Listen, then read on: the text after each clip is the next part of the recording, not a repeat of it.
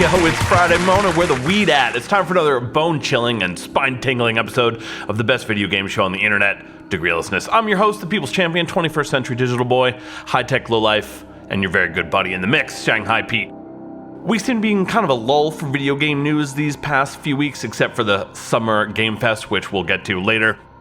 But don't you worry, we're far from out of mud to sling at these devious industry idiots, so kick it, pack it, fire it up, and come along, as we once again muster up the courage to get deep inside the vile video game industry.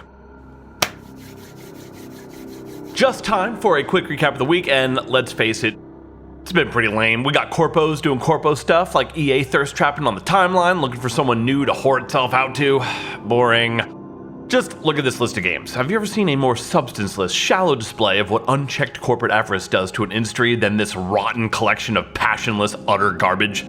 Your death will not be mourned, EA. If anything, there may be several parties. The only real question is, who the fuck would buy them? Fortunately, I don't care because they haven't released anything remotely decent in years, if you don't count the Mass Effect collection, I guess, and I don't really. Also this week, we've got Norman Reedus casually confirming that Death Stranding 2 is in development. Hooray, I guess. Man, I was so hyped for the first one, but like, how many miles of unnecessarily rocky, featureless terrain can you stumble over or fail to drive across before you stop giving a fuck about whatever story Kojima was trying to tell with that? Turns out for me, it was not very many at all. I've recently been trying to give another shot on PC, but dude, I'm really struggling. Any of you guys play through this or really like it? Is it worth pushing through? Let me know. Moving on, the sad tale of Battlefield 2042 just keeps getting sadder as it's omitted from EA's active games list and replaced with its predecessor and officially placed on life support. Pretty fucking embarrassing, EA. Who the fuck gon' want you now? We've also got the continued NFT and metaverse horror stories floating around waiting to give you the fucking worst jump scare of your goddamn life. None of which are particularly interesting, except maybe for the one where FF14 director Yoshi P shames his corpo daddy Square Enix by throwing shade at the metaverse, for which he was predictably slapped the fuck down. Watch your mouth, Yoshi. Daddy's buying the crypto and NFT dip whether you like it or not. Get yourself in line, bitch. Better get used to it. That's how we're doing things around here at Square Enix. NFTs, yes. Tomb Raider, no. And of course, not content to allow their fans even the smallest of wins, Activision brings Call of Duty back to Steam at the outrageous and insulting price point of $70 fucking. Thanks to Square Enix and FF7 Remake for paving the way for that particular bit of anti-consumer end-cap horror show. In other super recent news, we also finally got the official trailer and confirmation for The Last of Us Remake. Oh boy. Coming to PS5 and PC this fall. Guys, I don't give a single fuck about this.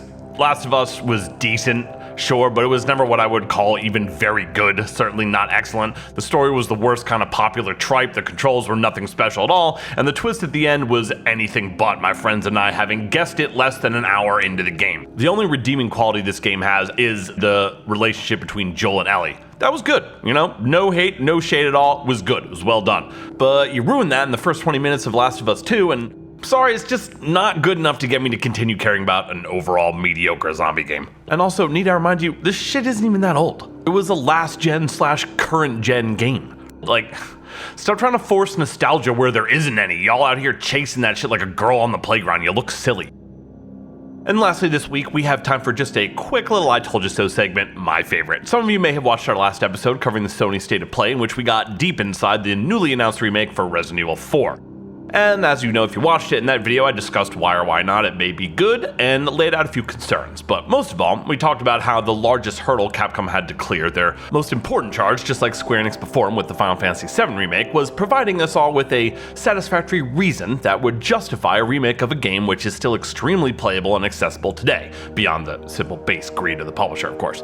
Naturally, I came to the conclusion that there wasn't one, and that they should, obviously, have remade a different beloved classic Resident Evil game. Maybe, I don't know, one that hasn't already had 4,632 ports. Like, say, Code Veronica, perhaps? Of course, this was not the conclusion the majority of people came to, at least on the internet, as everyone predictably trampled each other in a race to slake their thirst for corpo cum and suck off that fatty Capcom phallus. So clearly our concerns are without merit then, right? Crazy Shanghai Pete and his crazy ideas about wanting a decent product in exchange for his money, right? Well, apparently not so much actually, according to mainstream media outlet PC Gamer, who pretty much repeated the entire premise of my video verbatim in this article. Seems like maybe it's not so unhinged after all to wonder why they're forcing this RE4 remake on us. Wow, imagine that. I told you so. Moving on, I felt like we needed a fun episode today, so for our main story tonight we'll be discussing yet another 10 games that defy the conventions of the moment by actually being good and worth your money. And let's begin with a little JRPG action. As many of you know, I recently finished a Chrono Cross playthrough, which I loved despite the absolutely unforgivable dev negligence on display in the new quote-unquote remaster. So from there, I went on a JRPG binge of sorts, followed it up with Final Fantasy XII Zodiac Age, also on Switch. Last time I played through this one was probably back when it first released for the PS2, but man, it's still fucking awesome, especially with the speed boost. The somewhat bizarre political intrigue and warring nations plotline is gonna seem a little pedestrian for many JRPG fans, but the characters are well written and believable, even if Vaan is slightly cringe. Well, probably a little more than slightly cringe at times. It has an absolutely gorgeous art style. Battle system is probably my favorite in the entire series. If any of you aren't familiar with the Gambit system that it uses, it basically allows you to control a party of 3 in an MMO active style combat while essentially allowing you to program how your other 2 party members behave in combat, from tank style aggro generation to dedicated healers and even buff and hybrid classes. Super fucking fun. Great battle system, shockingly well done voice acting, good writing, plenty of extras. FF12 is easily one of the best modern Final Fantasies, no question, 8.5. From there, I moved on to Xenoblade Chronicles Definitive Edition. I had tried playing this game when it first came out on Wii, but like most Wii games, the waggle controls and blurry RCA video connection had me going a big rubbery one after only a few hours, and I gave up on it. This hoe is something different entirely. Absolutely gorgeous. Unlike FF12, the story is actually kind of relatively engaging and punctuated nicely by the competent, if silly sounding, British voice acting. The highlight here though, at least for me, again, is the battle system. Like FF12, this also has an MMO inspired setup with combat happening directly with mobs on the field, triggering auto attacks. You're then charged with proactively responding to battle conditions by selecting actions on a World of Warcraft styled hotbar. The MMO trinity of heals, DPS, and tank is also present here, with your party members able to handle aggro, tanking, and healing duties. There's interesting synergy here as well with chain attack triggers and context-dependent special abilities, combos, and the like. It's also got a super dense side quest system with a great quest tracker, tons of extras to do, an easily 50-hour campaign. Great JRPG here, and unlike Chrono Cross, a fantastic Switch port. Solid 8. Now, let's talk just a bit about indies. The first one I want to highlight is an excellent retro shooter called Father Forgive Me. Essentially, it's like a Lovecraft comic book come to life, and it plays like a slightly more advanced Doom clone from like 1996-ish era. There's fun twists like cultist powers, you got a skill tree here and a point system, plus really dope lore expositions and storytelling methods. It's colorful, fast, fun, and creepy. I absolutely love it. Solid 7. We've also got a totally fantastic little side-scroller here called Panzer Paladin. Using a slightly pimped NES palette, me and the boys have been having a lot of fun with this one. It's kind of like a bizarre infusion of Mega Man and Ninja Gaiden with his gorgeous art style, tight controls, lots of unique gameplay, including some cool weapon swapping mechanics to keep things interesting. A fatty 7.5.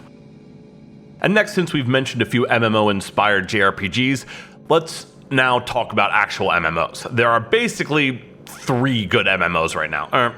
I guess 4 technically. World of Warcraft Classic, Final Fantasy XIV, Elder Scrolls Online, and Guild Wars 2. This is basically going to boil down to a flavor to taste type of situation, but these are the only ones you should really bother with. The best design one though, from both a technical and overall game design, feature, and balance perspective, definitely Final Fantasy XIV, hands down. Amazing JRPG story, tons of accessibility, quality of life features, great dungeons and raids, plenty of multiplayer and single player content. This is easily, far and away, the best MMO on the market right now, no contest. 9. Next is Elder Scrolls Online, and while it technically checks most of the MMO boxes, it's really just more Elder Scrolls for people who love Elder Scrolls. That's both the good news and the bad news. If you just can't get enough of Skyrim or obsessively keep going back to games like Oblivion because you have a desperate need for more Bethesda-style fantasy first-person RPG shenanigans, ESO will definitely scratch that itch. Out of all the MMOs mentioned, I've probably played this one the least. I don't even have a max level character in it. However, I've definitely played enough of it to be embarrassed, so trust me when I say, if you fucking love Bethesda first-person RPGs, you'll likely really fuck with this one. Easy 7. Next, Guild Wars 2, which is kind of an outlier in this genre. It's got the most unique controls and systems, as well as the most standout graphical style and class selection too. This is great if you want MMO vibes, but you're really tired of the standard combat styles offered by stuff like WoW or New World. I maxed a Thief in Guild Wars 2, had a fucking awesome time doing it. There's lots to love here, including some really sick movement and skill mechanics. 8. And lastly, we have WoW Classic. As many of you may recall, I am a huge fan of WoW Classic. I used to simply be a huge fan of World of Warcraft in general, till about 2014, when with the release of the expansion Warlords of Draenor, it became clear that the heart and desires of the devs had become completely co-opted by the single-minded profits above everything mindset of Activision, a company now clearly completely in control of everything Blizzard's doing. Sad day indeed, womp womp. Fortunately for me though, in 2019 it became increasingly clear to them that there was also money to be made by re-releasing a classic version of World of Warcraft, and I've been playing that hoe ever since. While definitely not comparable to any modern MMO these days, for those of you who prefer something that's not modern, it's still probably the best example of peak MMO design from that era, maybe ever. For me, this game is a perfect 10. I couldn't even begin to guess the amount of hours I put into it, nor do I want to, for that matter. Adjusting for personal bias though, it's probably more like a 9 overall. Okay, next let's hit a few obvious ones, those being Halo Infinite and Elden Ring. I'm here to tell you, if you have not played either of these and you're even remotely into those genres, you fucking need to. They're awesome. You can see my Halo Infinite review here, but TLDR, it's easily one of the best modern FPS engines this side of Doom Eternal, and it's an absolute blast. Enormous amounts of dumb alien murdering fun with your favorite sci-fi cyber guy and his holographic girlfriend. Multiplayer is a shit show apparently though, so stay away from that, but the single player is great. Just don't expect a standard Halo campaign. It's an open world, but a decent one. Give this one an 8.5. And then, of course, there's Elden Ring. Again, my review is here if you want to watch it, but suffice to say, if even I, a once avowed Souls hater with the complete inability to get good, loved this enough to pour over 140 hours into it, I practically guarantee that you'll love it too. In fact, you're likely allergic to joy if you can't figure out how to enjoy this one. The pimp hand slapped this for an 8.5 as well. Moving on, let's dip back to the Nintendo lab briefly to talk about Kirby and the Forgotten Land. This is yet another perfect example of why Nintendo is still around doing its Nintendo thing. Somehow, these madmen still maintain the ability to make a game as absurd and childish as Kirby about a ridiculous pink blob with an enormous mouth. Fucking awesome. Me and a friend of mine, two grown-ass men in our 30s, played the fucking shit out of this and had an amazing time doing it. It's a delight.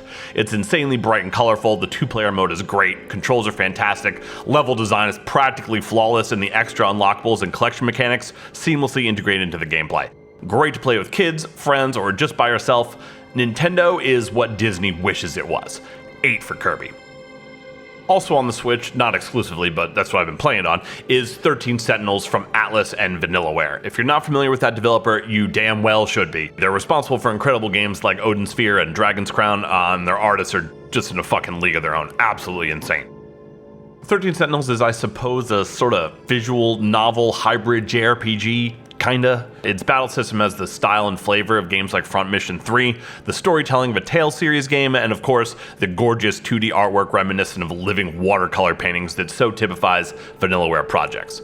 Be warned though, this is a convoluted, low-key, slow mover. Not for the faint of heart, but definitely for any fans of JRPGs and probably Vanillaware in general. Atlas, once again, has brought us another banger, 7.5. Lastly tonight, what Degreelessness list would be complete without at least a cursory mention of Warhammer 40k, and we got a fucking all-timer recently with Chaos Gate Demon Hunters. So, straight up, I bought this. Yes, I actually bought it because I couldn't wait for it to be cracked. 100% because it's about 40k. That's the only reason. And turns out it's an absolutely stellar fucking game, very thoroughly in the XCOM lane. I don't even like XCOM, but this motherfucker is fire. Incredible amounts of depth, superb gameplay, interesting mechanics, and well-executed writing in service of an actually really good story, all positively dripping with 40k goodness. If you hate XCOM but love 40k, play this. If you don't know what 40k is but you love XCOM, play this. If you have a PC and you're looking for some new just to fuck around with, play this. It even seems like it shocked independent content creators and legacy media alike with just how good it turned out to be. And with good reason. 40k games aren't exactly known for consistent quality, to say the very least.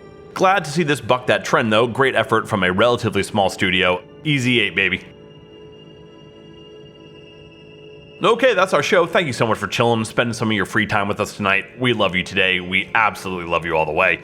Hope y'all enjoyed this one. It's always good just to kind of chill and do something fun, talk about good games. If you found something new to play or check out, or have suggestions you think the rest of us might like, please drop in the comments down below. I love hearing from everyone. Y'all have pretty good taste, actually, as it turns out. Also, if you want to support the channel, cop some gear for that Degreelessness fit, check out the Patreon link in the description box. And okay, I think that's all for tonight. Remember, don't fret, you can sleep soundly knowing that whether you hate us or love us, we're out here and we'll be back soon to continue teaching this godforsaken industry a lesson. Woke up, smoke up, blunt, then I pass out. Pass out. Woke up, what up, smoke up, blunt, then I'm back down. Back down. What? Woke up, smoke up, blunt, then I